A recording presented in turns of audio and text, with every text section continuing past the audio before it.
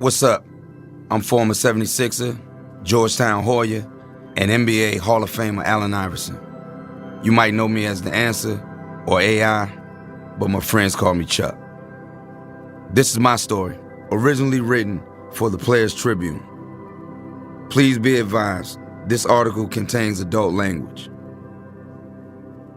Dear Kobe, this is gonna be tough, but I need to get this off my chest. Everybody clear out for me and Kobe. Clear the paint for Chuck and Kobe one last time. Kobe Bean Bryant, my guy. The first time I saw you playing against Black Jesus, you were 18 years old. I knew you were a killer. That's when I realized you were going to be a legend in this game.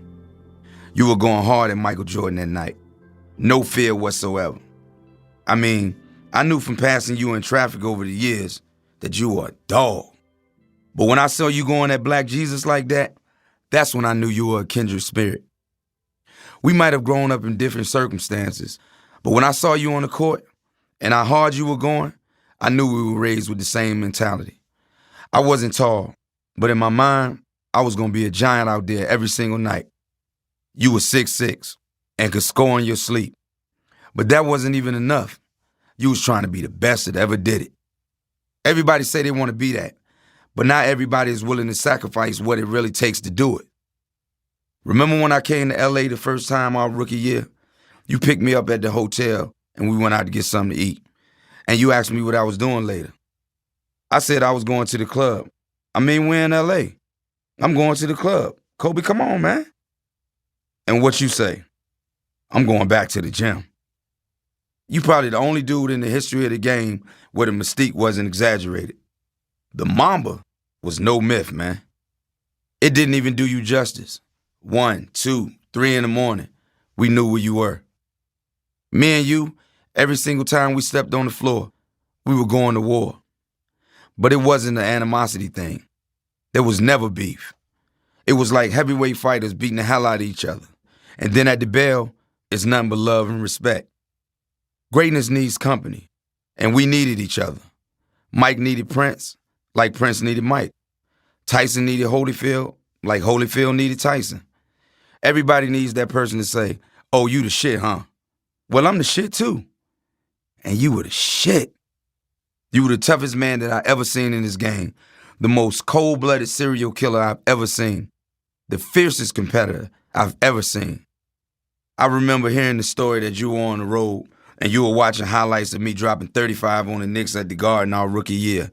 And you got so mad you smashed up the hotel and started researching me like you were the CIA. Get me to file on AI. I bet it was like that. Studying how great white sharks hunt down seals in the Pacific Ocean and whatnot. What I love about that story is the truth. That was just our relationship. Two dudes pushing each other to greatness. The next time you came through Philly, you were all up in my shit. There was no half-stepping. Every first step, I had to go 100. You were 6'6", and it was like you wanted to guard me. You wanted the challenge. You wanted to show me that you were the baddest motherfucker to ever play the game. And I ain't want no part of Kobe on the other end. Man, hell no. I ain't stopping you. Ain't nobody stopping you. You were Kobe. And you were going to do whatever you wanted to do out there. Because you were a sniper, an assassin, a cold-blooded killer. And now I'm talking about you in the past tense. And I still get emotional about it. It still don't seem real. You were my guy. The 2001 finals, we were going at each other like fighters. Not on some beef or hatred. That's what some people could never understand. Not out of hate, out of admiration, out of love. I can't tell you how many pictures I've seen of me and you at the free throw line, talking shit and just smiling. Man, who the hell loses the NBA scoring title averaging 33 a game?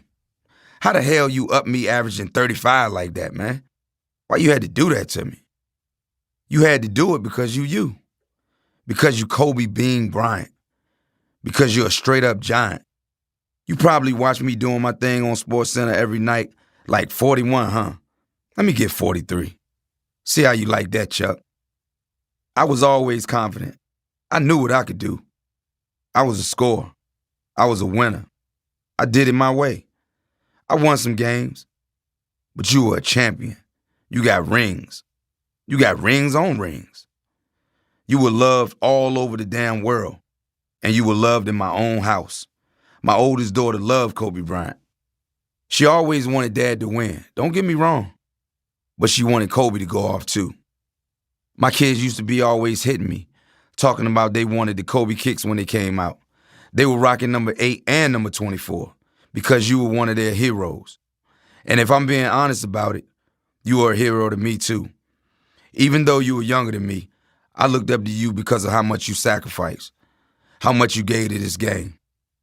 Anytime anybody asks me who's the greatest of all time, I ain't gonna bullshit you. MJ is always number one. I know you would say the same thing. Black Jesus is the GOAT. But number two, I'm always gonna say Kobe Bryant. Nobody was tougher than you. Nobody got more out of me. We're linked forever in this game, in this life. I just wish we had more time. It's funny. I don't know if I ever told you this, but one of my favorite memories is coming to see you in LA when they retired 8 and 24. Who the hell is so dope for so long they get 2 different numbers up in the rafters? I couldn't miss that moment for the world. But you know what's crazy about it? Everybody in the Staples Center was treating me like we won the ring in 2001. Security was giving me all types of problems when I was trying to get down there to the floor, man. Y'all won, Los Angeles. I'm trying to get to the court and congratulate you like that's my guy. And security is looking at me like I'm crazy. Y'all won. Y'all got all the rings. Man, I finally got onto the floor and I gave you a hug and you were holding your baby girl in your arms. That was a moment I'll never forget. I was just so happy to be there. I was happy to be a part of the legacy that is Kobe Bean Bryant. Where did time go, man? The first trip to LA feels like it was yesterday. We were just kids with everything in front of us. You asked me what I was doing later. I told you I was going to the club. You told me you were going back to the gym. I'll never forget that. You're not here on this earth anymore, but you're not going either. You just say the name Kobe Bryant, and all the memories come back in a split second. I can see you pointing your finger up in the air, walking off the court after you dropped 81 on Toronto. I can see you jumping in the air just like Mike after you won the title. I can see you standing there next to me at the free throw line, smiling, not even saying anything, just looking at me like it's on, Chuck. Those memories ain't going nowhere. And yeah, we're gonna cry. We're still gonna cry sometimes when we remember that you really gone. But we're gonna smile like a motherfucker every time we think of the memories. I don't really know how I'm supposed to close out a letter like this. I don't really know how to say goodbye to an NBA legend, a father, a husband, a friend. I don't really have the words. All I know is, love you, bruh. Sincerely, Chuck. That was Dear Kobe, written and narrated by Allen Iverson for the Players Tribune.